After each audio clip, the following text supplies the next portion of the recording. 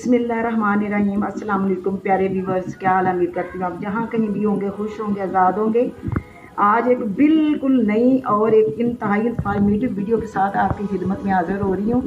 पूरी तवज्जो और गौर से वीडियो को देखना है, प्लीज़ स्लिप नहीं करना, स्किप नहीं करना और मेरे साथ जुड़े रहना है। आज मैं होम रेमेडी बना रही हूँ बिल्कुल सस्ती लो कास्ट पे, जो आपको इंतहाई फ़ायदा देने वाली है। तो ये मेरे पास, ये देखें, ये मैंने चूल्हे पर कढ़ाई चढ़ाई है और मेरे पास ये है सरसों का तेल। ये तकरीबन मैं 1 पाव तेल की जो है ना रेमेडी तैयार करने लगी हूँ। ये इससे आप इसको जो है ना बढ़ा भी सकते हैं, कम भी कर सकते हैं। ये तकरीबन 3 पाव था इसमें आयल, जिसको मैंने अंदाजे से तकरीबन 1 पाव डाल लिया। इससे थोड़ा कम या ज़्यादा भी हो सकता है, इससे कोई फ़र्क नहीं पड़ता। अब आप ये देखें कि मैं इससे क्या बनाने जा रही हूँ। अब नाज़रीन इधर देखें, मेरे पास अब क्या है, और ये ज़रा देख लें। ये तकरीबन 1 पाव तेल में जो मैं तैयार करने जा रही हूँ, इसमें ये 5 जवे हैं लहसुन के और 5 ही पीस हैं ये प्याज के, और ये कुछ प्याज के छिलके और लहसुन के छिलके। इधर है कलवंजी और ये है मिर्ची। अब आप कहेंगे कि मैं इससे क्या बनाने जा रही हूँ। खाने वाली चीज़ नहीं, खाने वाली चीज़ नहीं, ये इस्तेमाल वाली वो चीज़ है जो आप बाज़ार से हज़ारों रुपये खर्च करके लाते हैं और उससे कुछ फ़ायदा भी नहीं होता, वो केमिकल्स भी होते हैं।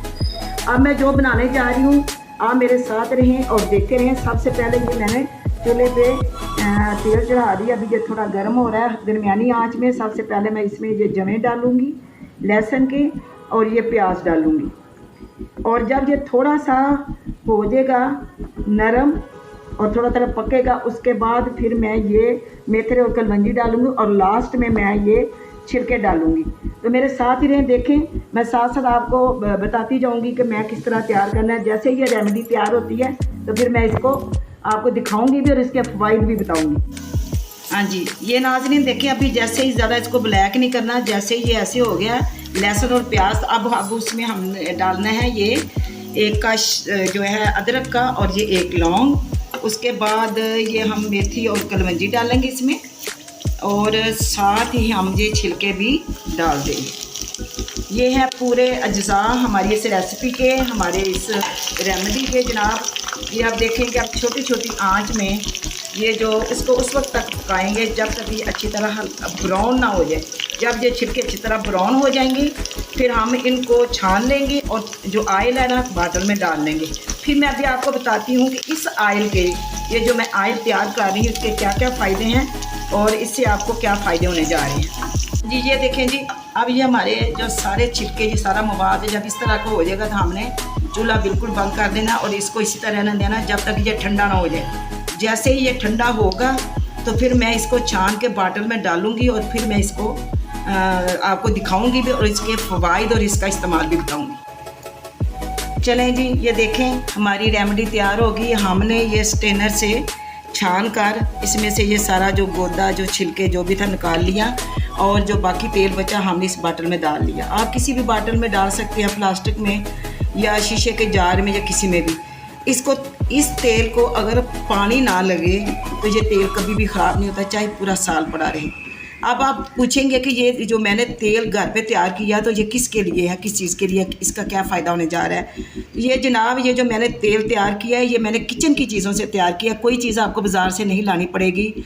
वेस्ट चीज़ें जो घर में पड़ी होती हैं उससे मैंने ये आयल तैयार किया है। ये सर के बालों के लिए, ये बालों के लिए इंतहाई मुफीद है। बाल घने करेगा, बाल सिल्की करेगा और बाल लंबे करेगा। और सबसे बड़ी बात, आजकल बच्चों में भी मसला होता है सर में खुश्की, सिकरी और ख़ासकर जुएँ और बारीक लीखें जो बच्चों में पड़ जाती हैं तो वो मसला होता है। इससे इंशाअल्लाहुल अज़ीज़ बाल लंबे भी होंगे, बाल सिल्की भी होंगे और इससे सर में से जुएँ और लीखें हर चीज़ ख़त्म होगी। इसको बड़े छोटे मर्द और ख़वातीन सब इस्तेमाल कर सकते हैं। मैं उम्मीद करती हूँ कि आप मेरी इस वीडियो को फॉलो करेंगे और इस तरह का आप भी ये रेमेडी तैयार करेंगे और इस्तेमाल करेंगे और मुझे दुआएं देंगे। इंशाल्लाह इससे बहुत फ़ायदा होने वाला है।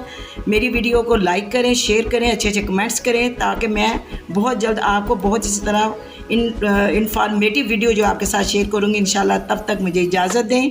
अल्लाह हाफिज़।